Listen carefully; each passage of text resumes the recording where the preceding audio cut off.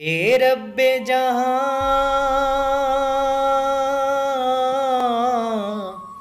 ए रब्बे जहां, सैयद सज्जाद का सदका, बीमार जो हों उनको मुकम्मल तू शिफा दे।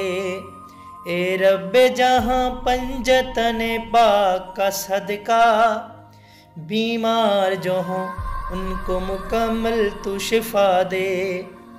जी तो दोस्तों, मां तव्हांजो पंहिंजो सिंगर इमरान चांडियो।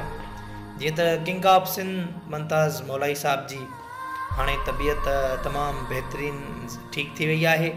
दोस्तनि खे मैसेज ॾियणो छो जो हुन जा परिस्तार जेके असां फ़नकारनि सां प्यार कंदा आहिनि, जेके मुमताज़ मौलाई किंग ऑफ सिंध सां प्यार कंदा आहिनि, उन जा परिस्तार तमामु परेशान हुया, जेके काफ़ी असां निकालियूं पिया कनि त अदा तव्हां फ़नकार आहियो, तव्हांखे घणी मालूमात हूंदी मुमताज़ जे बारे में।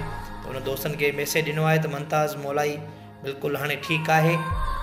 जेके असांजा दोस्त दुबई में रहनि पिया या सऊदी अरब में रहनि पिया, उन्हनि जूं दुआऊं अॻिजी वियूं। ऐं जेके जिन दोस्तनि हरम पाक मदीने में हरम में मुमताज़ मौलाई साहब जे लाइ दुआऊं कयूं, ऐं जेके दोस्त करबला, शाम, इराक, ईरान जे सफ़रनि में हुया, जेके जिन रोज़नि में करबला जे मौला हुसैन जे रोज़े में या शाम साइण ज़ैनब जे रोज़े में, साइण सकीना जे रोज़े में जिन भी दोस्तनि दुआऊं घुरियूं, किन दोस्तनि हरम पाक में दुआऊं घुरियूं, मदीने में, मके में, सैयदनि जूं दुआऊं, परस्तारनि जूं दुआऊं, दोस्तनि जूं दुआऊं, उन्हनि जूं दुआउनि रंग लाथो। मुमताज़ मौलाई जी खैर सां ऑपरेशन थी वई, उहा हाणे बिल्कुलु ठीकु आहे, अल्लाह साईं जी अमान में आहे।